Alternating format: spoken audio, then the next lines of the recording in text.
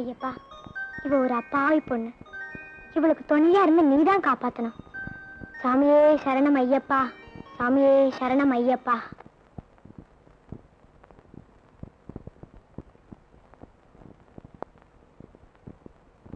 சாமி, ஐயப்ப சாமி, மாலை போட்டுக்கிட்டு இவ்வளவு நேரம் தூங்க கூடாது சாமி. எந்திரிங்க சாமி. நைட் ஷோ பார்த்ததுல கண்ணெல்லாம் எரியுது. நல்ல தூக்கத்தை கெடுத்துட்டியே, போமா. ஐயப்பா, அப்படி இப்படி திரிஞ்ச என் மக மாலை போட்டதே பெரிய விஷயம். அவருக்கு நல்ல புத்தியை கொடுப்பா. சாமி, எந்திரிங்க சாமி.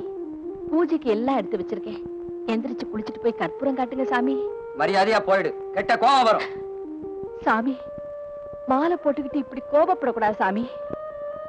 எந்திரிங்க சாமி, எந்திரிங்க சாமி. அடச்சி. ஏன் சாமி, ஐயப்ப சாமிக்கு மாலை போட்டுட்டு பெத்த தாயை இப்படி எட்டி உதைக்கலாமா? பின்ன நல்ல தூக்கத்தை கெடுத்த தப்பு சாமி.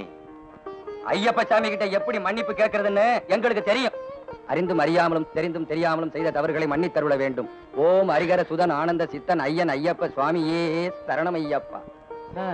இப்படி எல்லாம் சாமிங்க மலைக்கு போக ஆரம்பிச்சிட்டாங்க. இவங்களுக்கு அங்க என்ன சோதனை காத்துக்கிட்டு இருக்குதோ? ஐயப்பா, பெத்த பிள்ளை தவறு பண்ணிட்டான். அவன் தவறு மன்னிச்சு சரணம் ஐயப்பா.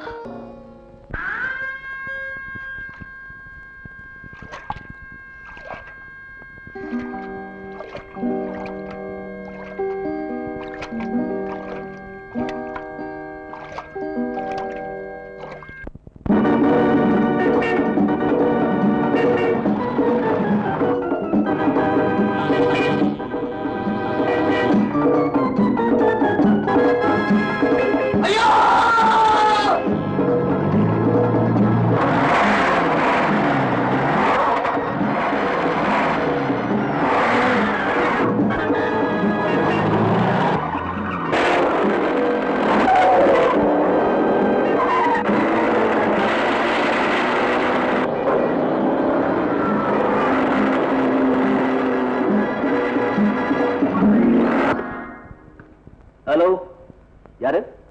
ராமுவா? என்னாச்சு? அவங்களை பிடிச்சிட்டீங்களா? நோ, எப்படி அவங்களை அரெஸ்ட் பண்ணி ஆகணும். கோயம்புத்தூர் வரைக்கும் ஃபாலோ பண்ணிக்கலாம். கிடைக்கலையா? கோயம்புத்தூர் பூராவும் நல்ல சர்ச் பண்ணுங்க. சந்தேகப்பட்ட பர்சன் யாரா இருந்தாலும் சரியே உடனே அரெஸ்ட் பண்ணுங்க. ஆமா, கோயம்புத்தூர்ல இருந்து மெட்ராஸ் வர்ற டெலிபோன் கால் அத்தனையும் டெலிபோன் எக்ஸ்சேஞ்சில் சொல்லி நோட் பண்ண சொல்லுங்க. ஆமா, அடிக்கடி எனக்கு மெசேஜ் வந்துட்டே இருக்கணும். என்ன, எப்படி அரெஸ்ட் பண்ணி ஆகணும். ஆமா.